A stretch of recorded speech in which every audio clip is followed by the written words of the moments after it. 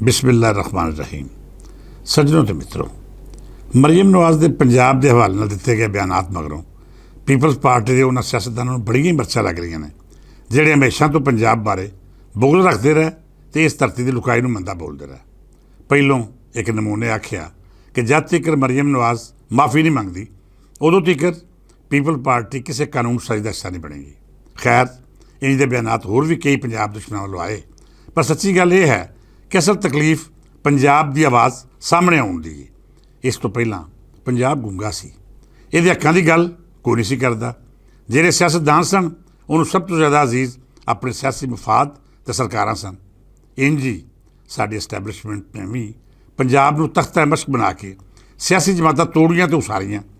जनूबी पंजाबी मुहाज होवे या अजिहियां होर जमातां जिन्हां एस्टैबलिशमेंट की बेड़ी विच बह के सियासत का दरिया पार करने का आर किया, उन्होंने वेले के नाल नाल लुकाई ने हमेशा मुश्तल करता। तुसीं पीपल्स पार्टी वाल वेख लवो, ये वो जमात सी जिहदी नींह लाहौर च रखी गई। लाहौर ही वो शहर सी जिन्हें भट्टो की धी बेनज़ीर का अजिहा इस्तकबाल किया कि अज भी साडी सियासी तारीख उहदियां मिसालां दिंदी है। मैं आप पीपल्स पार्टी का अहम अहुदेदार रहा। गुजरांवाले का जनरल सैकटरी होने पारों मैं मार्शल ला की सरकार नूं अपने जमहूरीयत पसंद होने का मुल भी तारिया, कैद कट्टी, जुल्म बर्दाश्त किया, पर अपनी बुनियाद नहीं छड्डी। जिस नज़रिए की मिट्टी उत्ते खलोता सा उत्थे ही खलोता रहा।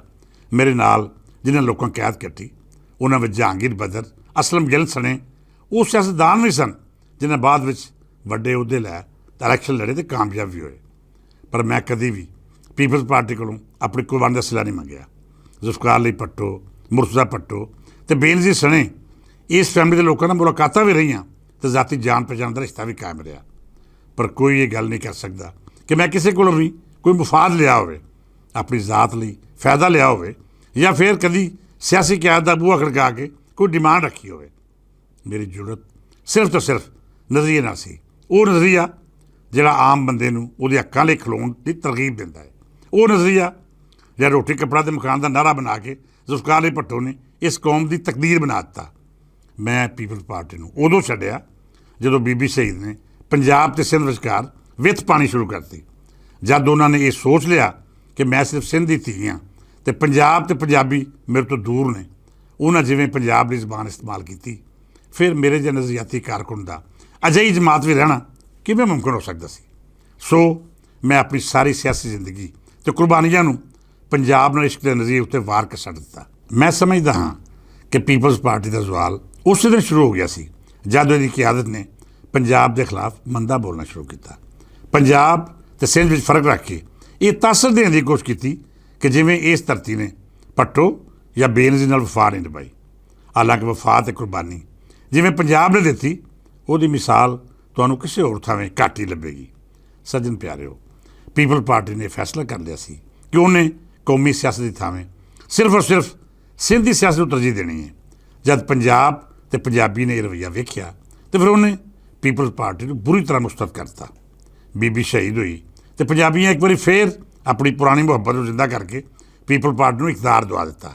पर पीपल्स पार्टी वालों पंजाब की वंड का अजिहा नारा लाया गया जिन्हें इस सियासी कुवत को पंजाबियों नाल अजिही नफरत करा दी, जिसका हल अज भी पीपल्स पार्टी तो उसकी सियासी क्यादत लभदी फिरदी है। पर यह हल नहीं लभ रहा। पीपल्स पार्टी ने सिर्फ और सिर्फ गिलानी खानदान तो चंद होर जागीरदार की सियासत बचाने लई पंजाब विच अपना वजूद दाऽ ते ला दिता। इहो वजह है कि उन्होंने अपनी बका की जंग लड़नी पै रही है। कमर उज़मान खैरा वर्गे समझदार तो सुच्चे सियासतदान भी पीपल्स पार्टी की पंजाब दुश्मनी का दफा नहीं कर सकते। इंज ही इतजाज़ हसन जिहा नज़रियाती सियासतदान जलील होकर इंतखाबी सियासत चों निकलिया। हालांकि मैं समझदा हाँ कि चौधरी मंजूर, कमर उज़मान खैरा तो इतजाज़ हसन जिहा लोग साडी पार्लीमेंट सियासत की बड़ी अहमियत रखते हैं। पर की करिए, ये उस सियासी क्यादत के पिछे खलोते ने जिहड़ी पंजाब ते पंजाबी के खिलाफ इंज गल्लां करदी है जिवें कोई स्वार्थ का काम होवे। इहदे बावजूद पंजाब विचों पीपल्स पार्टी का सियासी जनाजा निकल चुका है। बिलावल या जरदारी अकलों अन्ने होके अपनी गलतियां सुधारन की सोच नहीं रखते। सज्जनों ते मित्रों, मरीम नवाज ने पंजाबी हक्कां की गल करके वो खिलाफ पुर कर दिता है जिहड़ा इस धरती उत्ते पिछले 78 वरियां तो मौजूद सी। उन्हें गोमगू या गोल मगोल गल करने की बजाय खुल खुला के पंजाब के हक्कां की गल की है। पीपल्स पार्टी अज भी उत्थे खलोती है जिथे उदों खलोती सी जब पंजाब की लुकाई ने ਵੋਟਾਂ ਦੇ ਜ਼ੋਰ ਤੇ ਇਹਦਾ ਪੂਰੀ ਤਰ੍ਹਾਂ ਬੱਕੂ ਠੱਪ ਦਿੱਤਾ ਸੀ। ਹੁਣ ਜੇਕਰ ਪੰਜਾਬ ਵਿੱਚ ਇੱਕ ਵਾਰੀ ਫੇਰ ਪੀਪਲਜ਼ ਪਾਰਟੀ ਆਪਣਾ ਵਜੂਦ ਕਾਇਮ ਕਰਨਾ ਚਾਹੁੰਦੀ ਹੈ ਤਾਂ ਫਿਰ ਲਾਜ਼ਮੀ ਤੌਰ ਤੇ ਉਹਨੂੰ ਪੰਜਾਬੀਆਂ ਦੀ ਸੋਚ ਦੇ ਨਾਲ ਆਪਣੇ ਨਜ਼ਰੀਏ ਦਾ ਦੀਵਾ ਬਾਲਣਾ ਪਵੇਗਾ। ਨਹੀਂ ਤੇ ਉਹ ਸਿੰਧ ਦੀ ਇੱਕ ਇਲਾਕਾਈ ਜਮਾਤ ਬਣ ਕੇ ਉੱਥੋਂ ਮਾਲ ਪਾਣੀ ਤਾਂ ਇਕੱਠਾ ਕਰ ਸਕਦੀ ਹੈ, ਪਰ ਕਦੀ ਵੀ ਕੌਮੀ ਜਮਾਤ ਹੋਣ ਦਾ ਦਾਅਵਾ ਨਹੀਂ ਕਰ ਸਕਦੀ। ਇੰਝ ਹੀ PTI ਵੀ ਜਦ ਤੱਕ ਖੁੱਲ੍ਹ ਕੇ ਪੰਜਾਬ ਦੇ ਹਵਾਲੇ ਨਾਲ ਗੱਲ ਨਹੀਂ ਕਰਦੀ, ਉਦੋਂ ਤੱਕ ਨਵਾਜ਼ ਲੀਗ ਦਾ ਮੁਤਬਾਦਲ ਨਹੀਂ ਬਣ ਸਕਦੀ। ਹੁਣ ਮੁਲਕੀ ਸਿਆਸਤ ਜਿਸ ਪਾਸੇ ਜਾ ਰਹੀ ਹੈ ਉਹਦੇ ਵਿੱਚ ਪੰਜਾਬ ਦਾ ਮੁੱਢਲਾ ਕਿਰਦਾਰ ਹੋਏਗਾ। ਜਿਹੜਾ ਸਿਆਸਤਦਾਨ ਜਾਂ ਸਿਆਸੀ ਜਮਾਤ ਪੰਜਾਬ ਦੀ ਗੱਲ ਕਰੇਗਾ, ਲੁਕਾਈ ਉਹਦੇ ਪਿੱਛੇ ਖਲੋਵੇਗੀ। ਹੁਣ ਪੰਜਾਬ ਕਦੇ ਵੀ ਉਸ ਲੀਡਰ ਨੂੰ ਤਸਲੀਮ ਨਹੀਂ ਕਰੇਗਾ ਜਿਹਦੇ ਦਿਲ ਵਿੱਚ ਪੰਜਾਬ ਲਈ ਬੁਗਜ਼ ਜਾਂ ਕਰੋਧ ਹੋਵੇ। ਪੰਜਾਬ ਦੀ ਲੁਕਾਈ ਉਂਝ ਵੀ ਦੂਜੇ ਸੂਬਿਆਂ ਦੀ ਨਿਸਬਤ ਬਹੁਤ ਜ਼ਹੀਨ ਤੇ ਸਿਆਸੀ ਮਸੀਰ ਰੱਖਣ ਵਾਲੀ ਹੈ। ਤੁਸੀਂ ਕਿਸੇ ਵੀ ਥਾਵੇਂ ਰੰਗਬਾਜ਼ੀ ਕਰਕੇ ਲੋਕਾਂ ਦੀਆਂ ਹਮਦਰਦੀਆਂ ਲੈ ਸਕਦੇ ਹੋ, ਪਰ ਪੰਜਾਬੀ ਨੂੰ ਤੁਸੀਂ ਸਿਆਸੀ ਹਵਾਲੇ ਨਾਲ ਚਕਮਾ ਨਹੀਂ ਦੇ ਸਕਦੇ। ਇਹ ਸ਼ਊਰ ਤੇ ਫਹਿਮ ਫਰਸ ਰੱਖਣ ਵਾਲੇ ਦੀ ਧਰਤੀ ਹੈ, ਜਿੱਥੇ ਲੋਕਾਂ ਨੇ ਅੰਨ੍ਹੇਵਾਹ ਕਦੇ ਵੋਟ ਨਹੀਂ ਪਾਇਆ। ਇਹ ਗੁਲਾਮ ਨਹੀਂ ਬਲਕਿ ਆਜ਼ਾਦ ਲੋਕ ਨੇ ਜਿਹੜੇ ਆਪਣੇ ਮੁਸਤਕਬਲ ਦਾ ਫੈਸਲਾ ਆਪ ਕਰਦੇ ਨੇ।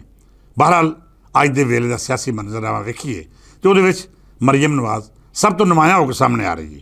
ਮੈਂ ਇਹਦਾ ਸਬਬ ਨਾ ਤੇ ਕਾਰਕਰਦਗੀ ਸਮਝਦਾ ਹਾਂ ਤੇ ਨਾ ਹੀ ਕੋਈ ਹੋਰ ਵਜ੍ਹਾ ਹੈ। ਮਰੀਮ ਨਵਾਜ਼ ਨੇ ਅਜਿਹੇ ਵੇਲੇ ਵਿੱਚ ਪੰਜਾਬ ਦਾ ਮੁਕੱਦਮਾ ਲੜਨ ਦਾ ਫੈਸਲਾ ਕੀਤਾ ਹੈ ਜਿਸ ਵੇਲੇ ਪੰਜਾਬੀ ਕੌਮ ਆਪਣੀ ਕਿਆਦਤ ਲੱਭ ਰਹੇ ਸਨ।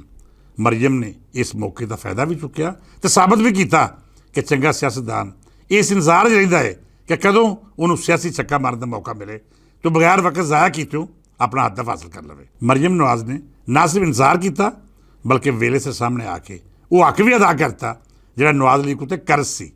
ਅਸੀਂ ਉਦੋਂ ਤੀਕਰ ਮਰੀਮ ਨਵਾਜ਼ ਦੀ ਆਵਾਜ਼ ਵਿੱਚ ਆਵਾਜ਼ ਰਲਾਉਂਦੇ ਰਹਾਂਗੇ ਜਦ ਤੀਕਰ ਉਹ ਸਾਡੇ ਦੇਸ਼ ਦਾ ਮੁਕੱਦਮਾ ਇੰਝ ਹੀ ਲੜਦੀ ਰਹੇਗੀ।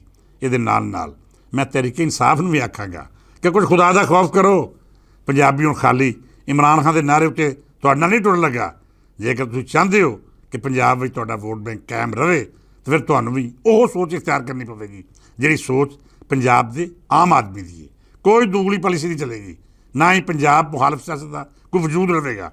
ਜੇ ਪੰਜਾਬ ਵਿੱਚ ਸਿਆਸਤ ਕਰਨੀ ਹੈ ਤਾਂ ਫਿਰ ਪੰਜਾਬੀ ਹੋ ਕੇ ਗੱਲ ਕਰਨੀ ਪਏਗੀ, ਨਹੀਂ ਤਾਂ ਪੰਜਾਬੀ ਨਾ ਤੁਹਾਨੂੰ ਬਰਦਾਸ਼ਤ ਕਰਨਗੇ ਤੇ ਨਾ ਹੀ ਤੁਹਾਡੀ ਸਿਆਸਤ ਨੂੰ।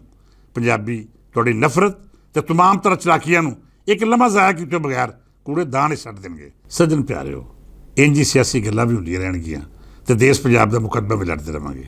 ਅੱਜ ਲਈ ਇੰਨਾ ਹੀ, ਫਿਰ ਮਿਲਾਂਗੇ ਤੇ ਵਿਚਾਰ ਸਾਂਝੇ ਕਰਾਂਗੇ। ਇਜਾਜ਼ਤ ਦਿਓ, ਰੱਬ ਰਾਖਾ।